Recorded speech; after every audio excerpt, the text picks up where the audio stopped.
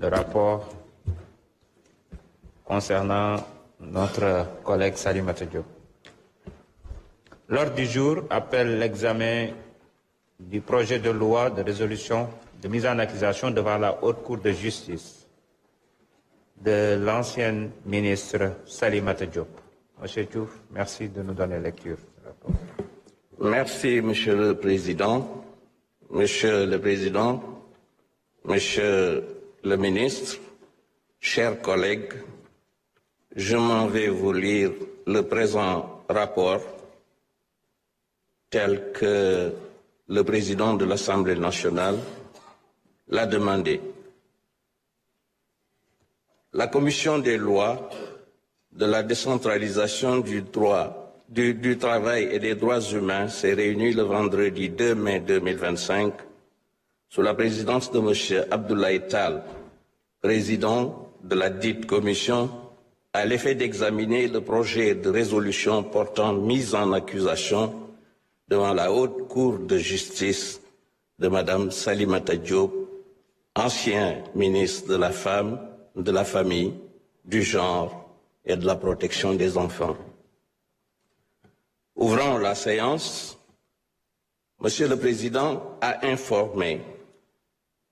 que le Président de l'Assemblée nationale a été saisi par Monsieur Ousmane Diagne, ministre de la Justice, garde des Sceaux, par lettre en date du 14 avril 2025 ayant pour objet la poursuite pénale à l'encontre de Mme Salimata Diop, ancien ministre de la République. Cette correspondance a cité le rapport de la Cour des comptes qui a révélé que le ministère de la Femme, de la Famille, du Genre et de la Protection des enfants, MFFGPE,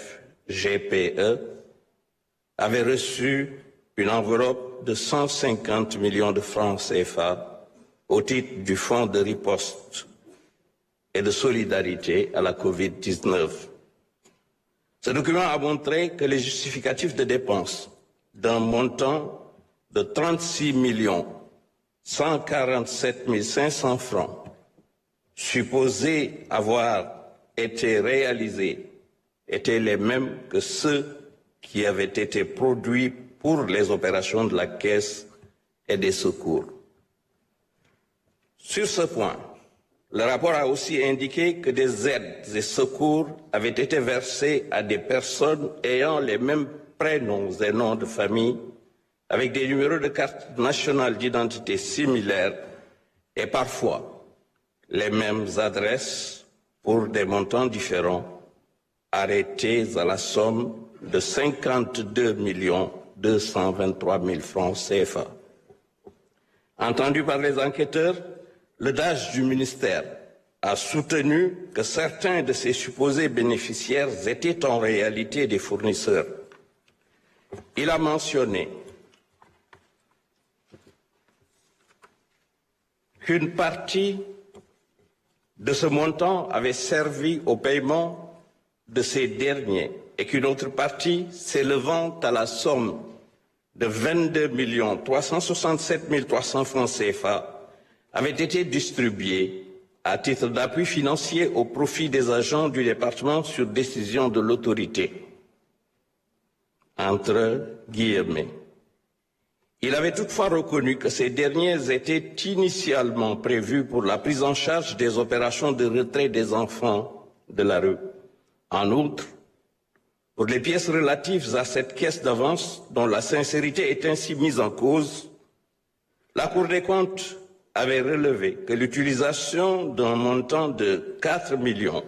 828 700 francs CFA n'avait pu être justifiée. De plus, le directeur du Centre Éducation spécialisée d'expression et des loisirs, la trésorière du GIE, Lautao, le directeur administratif et commercial de Dakaractu et la coordonnatrice administrative du SAMU social ont affirmé n'avoir signé chacun qu'une seule décharge et ignoré la provenance des autres pièces qui leur sont attribuées et qui ont été produites par le DAGE. D'autres paiements ont également été effectués au profit de tiers rattachés frauduleusement à des structures ou à des agents à leur insu avec imitation de signature et usage de fausses références de carte nationale d'identité. L'enquête a aussi révélé des prêts octroyés à des tiers non remboursés. Par la suite, un employé de commerce ayant été entendu a souligné avoir vendu au ministère 2 climatiseurs. L'enquête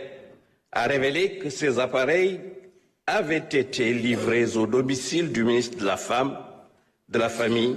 du Genre et de la Protection des enfants. Le DAGE a, en outre, déclaré avoir toujours agi avec l'aval écrit et parfois verbal du ministre Salimata Diop pour effectuer des décaissements. Il a reconnu avoir usé de fausses décharges confectionnées par le chef du bureau de suivi de la direction de l'administration générale et de l'équipement du ministère pour justifier des dépenses non répertoriées, mais qui avaient en réalité été exécutées sur instruction du ministre.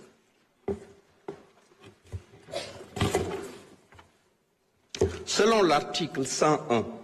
alinéa 2 de la Constitution, je cite, « Le Premier ministre et les autres membres du gouvernement sont pénalement responsables des actes accomplis dans l'exercice de leurs fonctions et qualifiés crimes ou délits au moment où ils ont été commis. Ils sont jugés par la Haute Cour de justice. Par ailleurs, en vertu de l'article 17 de la loi organique numéro 2002-10 du 22 février 2002 sur la Haute Cour de justice modifiée, la résolution de l'Assemblée nationale votée dans les conditions prévues à l'article 101 de la Constitution et portant mise en accusation devant la Haute Cour contient les prénoms, les noms et fonctions des accusés, l'énoncé sommaire des faits qui leur sont reprochés et, dans les cas prévus à l'alinéa 2 de l'article 101 de la Constitution, le visa des dispositions législatives en vertu desquelles est exercée la poursuite. À l'issue de ces investigations, des présomptions graves et concordantes justifient l'ouverture d'une procédure d'instruction contre Madame Salimata Diop du chef de complicité de détournement de deniers publics d'un montant de 57 062 000 francs CFA,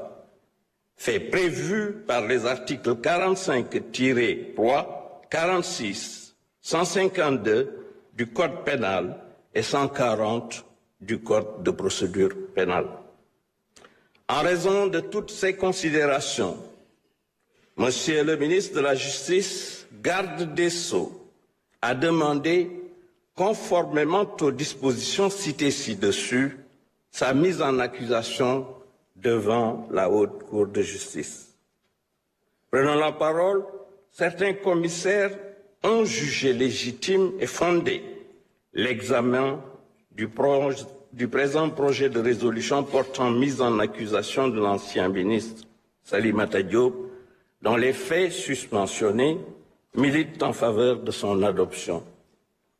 Parallèlement, il faut noter que les enquêtes de la Division des investigations criminelles ont révélé que le DAGE du ministère a déclaré avoir agi sur instruction de son ancien ministre de tutelle, en l'occurrence Madame Salimata Diop, pour effectuer des décaissements frauduleux. Sur ce, ils ont indiqué que, compte tenu de sa qualité d'ordonnateur des crédits,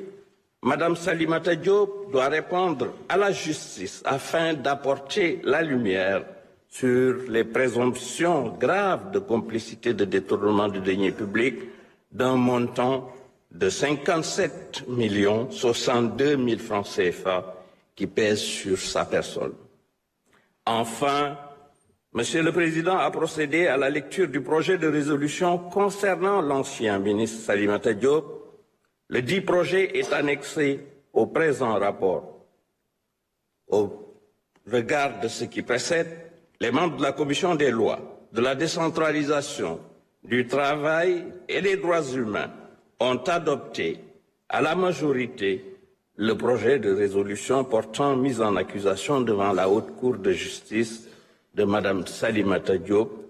ancien ministre de la Femme, de la Famille, du Genre et de la Protection des enfants. Il vous demande d'en faire autant s'il ne soulève de votre part aucune objection.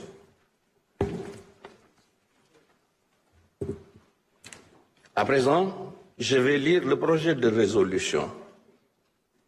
Projet de résolution portant mise en accusation devant la Haute Cour de justice de Mme Salimata Diop, ancien ministre de la Femme, de la Famille, du Genre et de la Protection des enfants. La Commission des lois, de la décentralisation, du travail et des droits humains,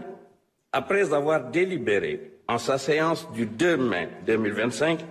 a adopté à la majorité le projet de résolution dont la teneur suit. Considérant que par lettre référencée numéro 000-282/MJ/CAB/DC, en date du 14 avril 2025, le garde des Sceaux, ministre de la Justice, a saisi le président de l'Assemblée nationale d'une requête aux fins de mise en accusation de Mme Salimata Diop, ancien ministre de la Femme, de la Famille, du Genre et de la Protection des enfants devant la Haute Cour de justice.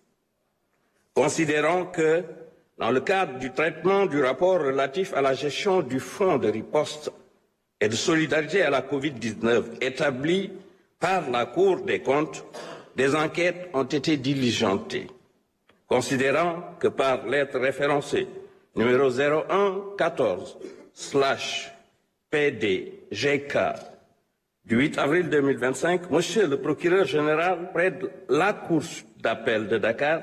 a transmis au garde des Sceaux, ministre de la Justice, le procès-verbal numéro 567/D/BAG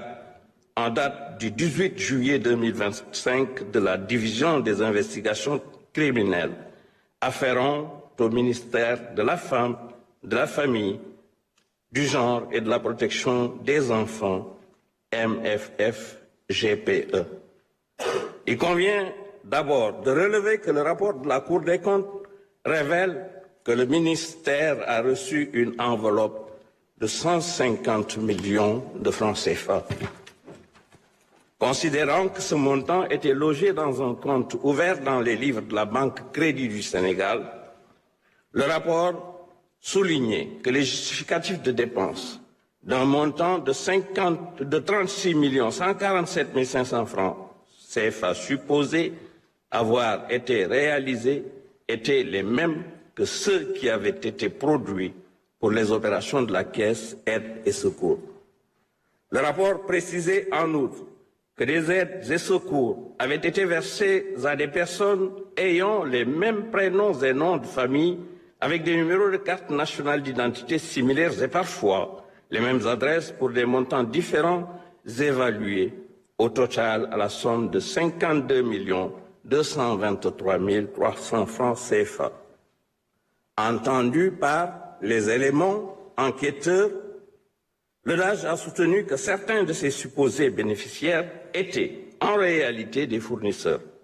Il a indiqué qu'une partie de ce montant avait servi au paiement de ces derniers et qu'une autre, s'élevant à la somme de 22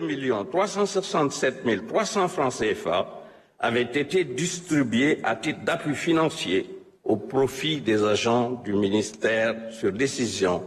de l'autorité, entre guillemets. Il reconnaissait que ces dépenses étaient initialement prévues pour la prise en charge des opérations de retrait des enfants de la rue. Relativement toujours à cette caisse d'avance, outre les pièces dont la sincérité était ainsi mise en cause, la Cour des comptes avait relevé que l'utilisation d'un montant de 4 828 700 francs CFA n'avait pu être justifiée. En conclusion,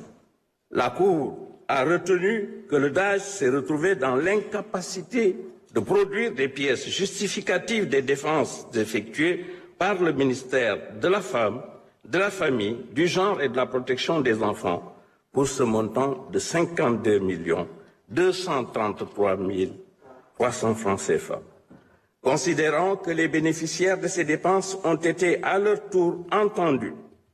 c'est ainsi que les nommés Oumar Souleymane Thiaw,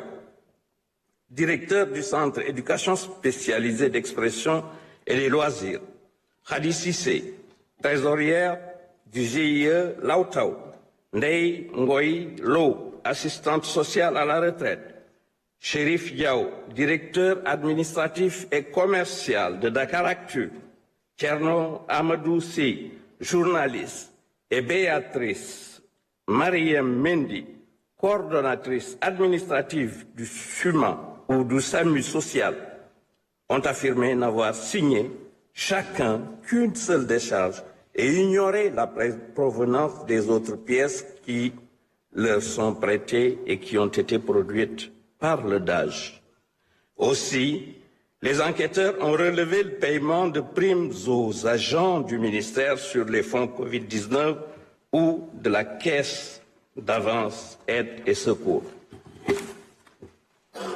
Ici ajoutent d'autres paiements effectués au profit de tiers rattachés frauduleusement à des structures ou à des agents, à leur insu et avec imitation de signature et usage de fausses références de cartes nationales d'identité et enfin des prêts octroyés à des tiers et non remboursés. Considérant que sous un autre rapport, le nommé Oumar K, employé de commerce, entendu a souligné avoir vendu 2 climatiseurs. Considérons que l'enquête a révélé que ce matériel a été livré au domicile de Madame le ministre Salimata Diop, considérant qu'au total, le DAGE Djibi Diakhaté a déclaré avoir toujours agi avec l'aval écrit et parfois verbal du ministre Salimata Diop pour effectuer les décaissements et a indiqué qu'une grande partie de ces dépenses étaient relatives aux opérations de retrait des enfants de la rue et leur prise en charge par les partenaires. Il reconnaissait avoir usé de fausses décharges confectionnées par un nommé Ndongo Mbaye, chef du bureau de suivi, pour justifier des dépenses non répertoriées, mais qui avaient en réalité été exécutées sur instruction du ministre Salimata Diop. Considérant que selon l'article 101, alinéa 2 de la Constitution, le Premier ministre et les autres membres du gouvernement sont pénalement responsables des actes accomplis dans l'exercice de leurs fonctions et qualifiés crimes ou délits au moment où ils ont été commis, ils sont jugés par la Haute Cour de justice. Qu'en vertu des dispositions de l'article 17 de la loi organique numéro 2002-10 du 22 février 2002 sur la Haute Cour de justice, les poursuites sont exercées suite à la résolution de l'Assemblée nationale votée dans les conditions prévues à l'article 101 de la Constitution et portant mise en accusation devant la Haute Cour de justice. Considérons que les faits ci-dessus révélés laissent apparaître des présomptions graves et concordantes d'associations de malfaiteurs, de faux et d'usage de faux en écriture privée, de commerce ou de banque, de détournement de deniers publics, d'escroquerie portant sur des deniers publics et de complicité de ses chefs contre Madame Salimata Diop,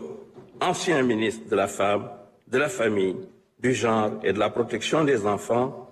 considérant que lors de la commission de ces faits relatés dans le rapport de la Cour des comptes, Salimata Diop exerçait des fonctions ministérielles. Considérant que ces faits sont punis par les articles 238, 239, 152, 153, 45, 46, 135, 136 du Code pénal, 140 du Code de procédure pénale et la loi 2024-08 du 14 février 2024 relative à la lutte contre le blanchiment de capitaux, le financement du terrorisme et la prolifération des armes de destruction massive, abrogeant et remplaçant la loi numéro 2018-03 du 23 février 2018 relative à la lutte contre le blanchiment de capitaux et le financement du terrorisme, que de tels faits méritent d'être portés devant la Haute Cour de justice. Décide de la mise en accusation devant la Haute Cour de justice de Mme Salimata Diop, ancien ministre de la Femme, de la Famille, du Genre et de la Protection des Enfants, conformément à l'article 101 de la Constitution 17 et suivant de la loi numéro 2002-10 du 22 février 2002 portant loi organique sur la Haute Cour de justice modifiée. Je vous remercie, chers collègues. Mes chers collègues, je suspends la séance pour 10 minutes. Nous allons reprendre à 12 heures.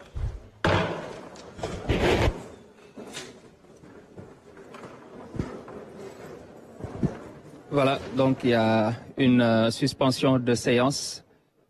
de 10 minutes.